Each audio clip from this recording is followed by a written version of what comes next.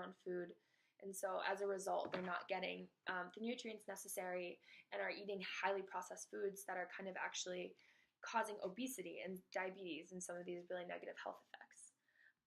This could be detrimental to public health because the more people rely on heavily processed foods, the more they are at risk for all of these very preventable health problems.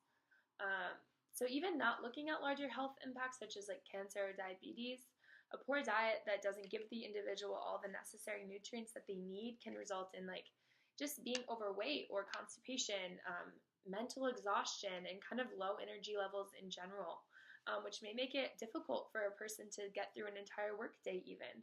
Um, and that could kind of cause someone from being able to keep a job and to be productive daily. So eating heavily processed foods or not eating foods that are giving us all the nutrients we need don't just kind of affect us in the long term. They also have some really negative short-term effects on every part of what we do every day.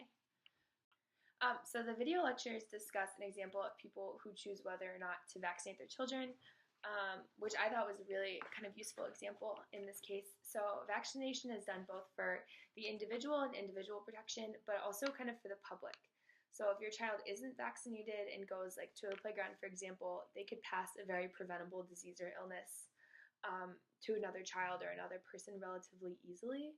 And kind of the ethical dilemma here is protecting individual liberties, but also considering what's best for the public and trying to balance the two.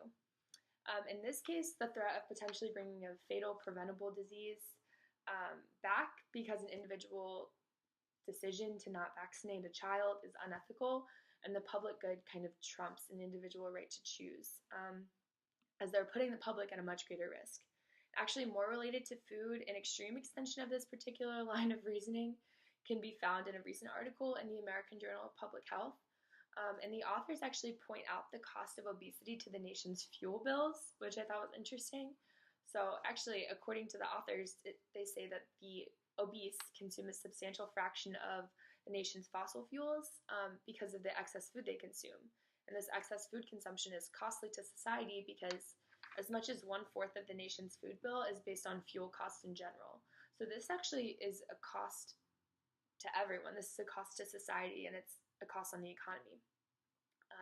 So we'll go on to some of the ethical issues, kind of what these are. So some of the big ethical issues related to public health are the responsibility to protect society. So that's sort of kind of the overarching, like what do we owe to society, the responsibility to protect the individual, and then individual versus communal rights or community rights. So kind of individual liberties versus public good.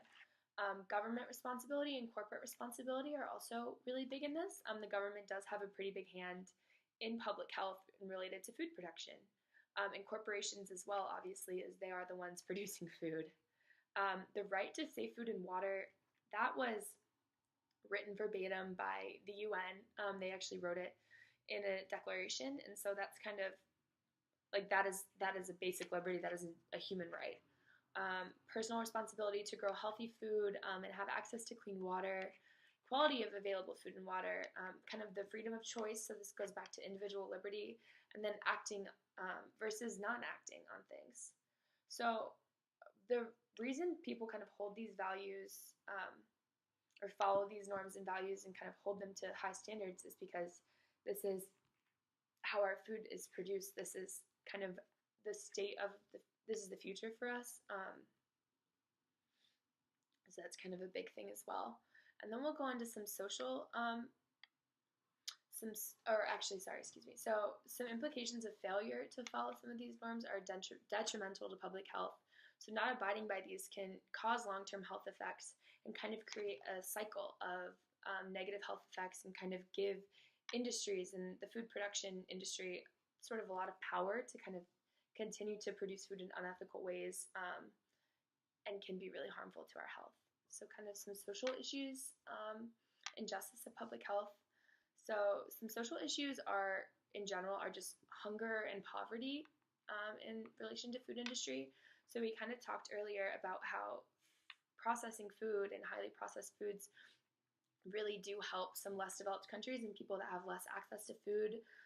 Like preservatives help food keep longer and kind of nutrients can be added to make sure that people are getting all the necessary nutrients when they may not have access to everything. So kind of just some like social issues. We lack benchmarks to determine what is and isn't fair. The construct is difficult to teach, practice, or model, but it's very personal, kind of what is and isn't socially fair, and there's not really a clear set of lines to determine what this is.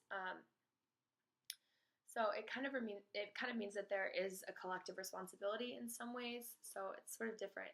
So a big thing is eliminating hunger. Hunger is one of the biggest issues worldwide. Like we said, I think it's about 795 million people worldwide are considered hungry or malnourished. So the UN, FAO actually said that enough food is produced daily to provide every living person with over 2,700 calories a day, which is more than enough. Actually, there are 47 million Americans dependent on supplementary nutrition assistance program. So even in a more developed country like the United States, like this is still an issue that we're facing. And kind of the issue, how to solve hunger, it requires political will, and it requires kind of individuals to step up and kind of make these changes. And another reason is actually poverty as well. So the amount of money needed each year, in addition to just general expenditures to provide water and sanitation for all people in developing nations, is $9 billion. And the amount of money spent annually on cosmetics in the US is $8 billion. So kind of just the significance, the social and ethical significance of health, hunger, and food production.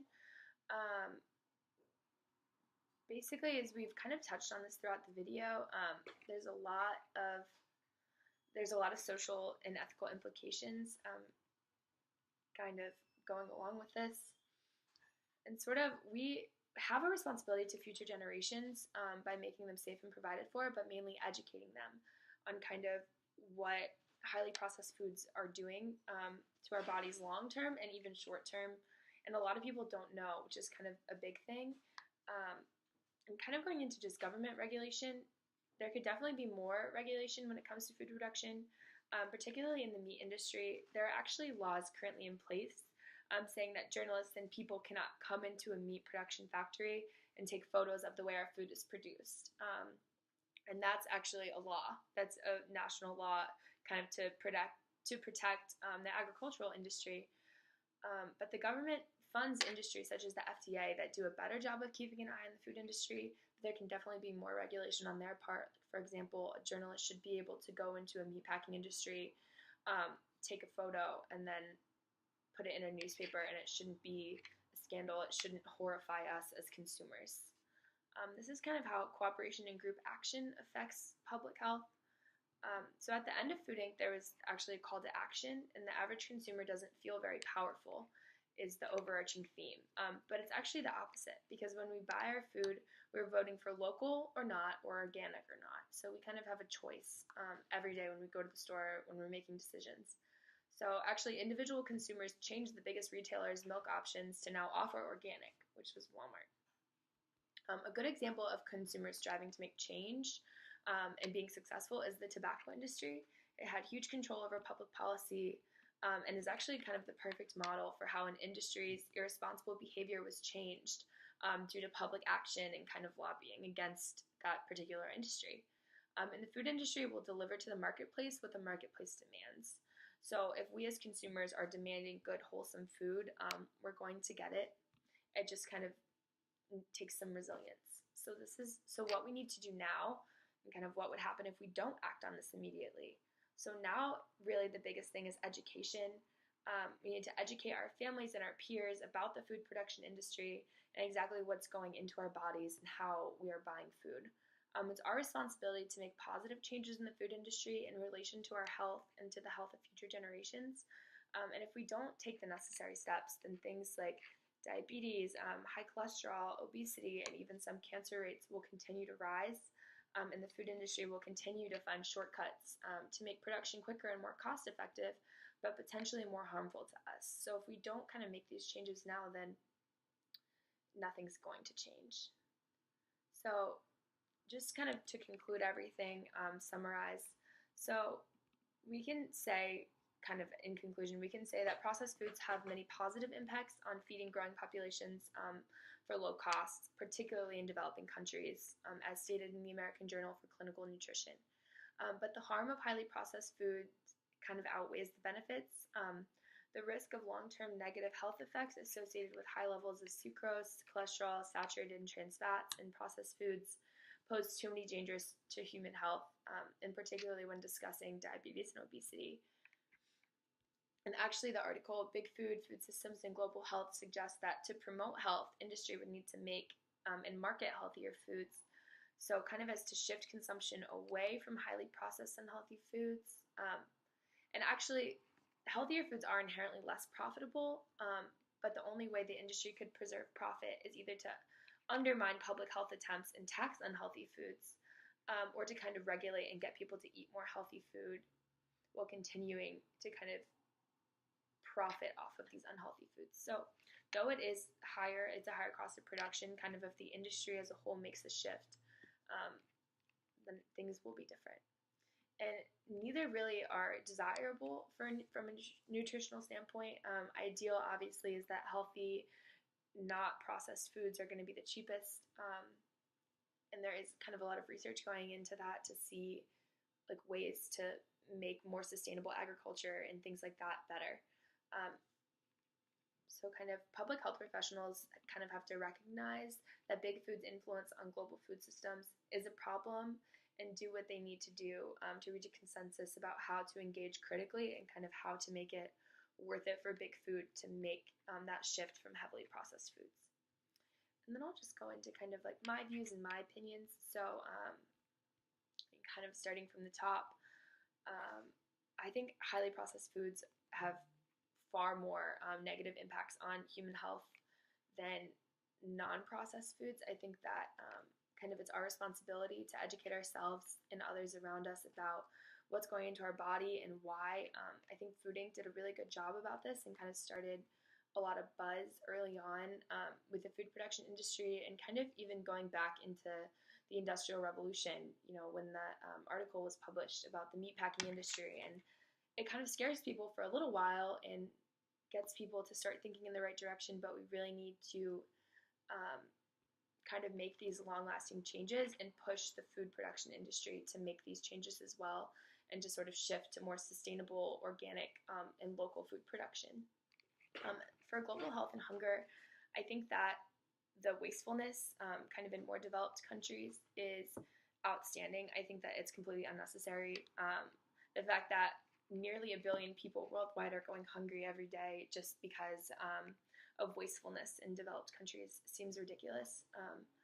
I do understand the need for processed foods to add nutrients and kind of to just be able to be preserved and sent out on a larger scale, but I think that kind of as a world, I guess, worldwide, our priorities really need to change, just sort of in regard to what we're consuming, what we're spending money on, and we really need to think about like the larger social impacts and justifications of these less developed countries and human beings that are going hungry, essentially because of selfishness, in my opinion, and kind of just public health and the fast food industry in general. Kind of, I think what we really need to do is we need to make decisions. Like individual liberties are important, but public good is kind of going to be the bigger overarching theme of this. We're going to need to make decisions